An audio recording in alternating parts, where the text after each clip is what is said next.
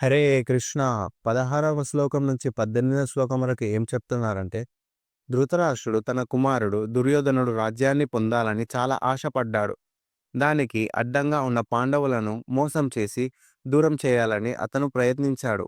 ఇది ధర్మానికి విరుద్ధం, అన్యాయం. సంజయుడు అతనికి చాకచక్యంగా గుర్తు చేశాడు. మహారాజా ఈ విధంగా అధర్మాన్ని ప్రోత్సహిస్తే చివరికి కురువంశం అంతా నాశనమవుతుంది అని. నిజంగానే కురుక్షేత్ర యుద్ధం జరగబోతుందని అప్పటికే సంకేతాలు స్పష్టంగా కనిపిస్తున్నాయి. ఈ యుద్ధంలో భీష్ముడు వంటి పెద్దలు, అభిమన్యుడు లాంటి యువరాజులు, ఇంకా అనేక దేశాల నుండి వచ్చిన రాజులు కూడా ప్రాణాలు కోల్పోతారు. ఈ భయంకరమైన పరిణామాలకు మూల కారణం ధృతరాష్ట్రుడే అవుతాడు. ఎందుకంటే తన కుమారులు తప్పు మార్గాన్ని అడ్డుకోకుండా వారిని ప్రోత్సహించాడు.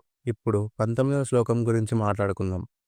కౌరవులు శంఖాన్ని ఊదినప్పుడు పాండవులు భయపడకుండా ధైర్యంగా బలంగా ఉన్నారు.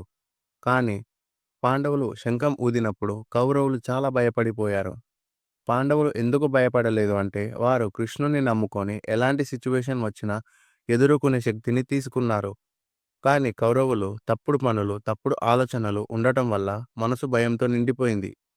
శంఖం నుంచి వచ్చిన శబ్దం వారి శక్తిని సూచిస్తుంది.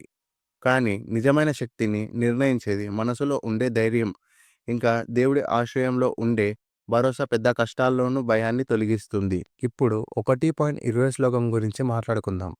యుద్ధం త్వరలోనే మొదలవబోతుంది. ఈ సమయంలో శ్రీకృష్ణుడు పాండవుల కోసం బలమైన సేనా వ్యూహాన్ని ఏర్పాటు చేశాడు. అందువల్ల కౌరవుల మనసు బలహీనమైంది. అర్జునుడి రథం మీద ఉన్న జెండాలో హనుమంతుడు ఉన్నాడు. ఇది విజయానికి మంచి సూచన. రామాయణంలో హనుమంతుడు శ్రీరాముడికి సహాయం చేసి విజయం తెచ్చాడు. ఇప్పుడు కూడా అర్జునుడి పక్కనే ఉన్నాడు అని అనుకోవచ్చు. అర్జునుడి రథసారథి స్వయంగా శ్రీకృష్ణుడు.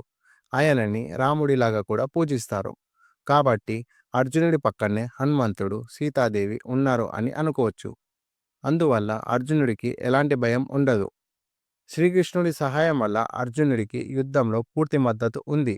దీనివల్ల అర్జునుడు విజయం సాధిస్తాడు అని పూర్తి నమ్మకం ఉంది.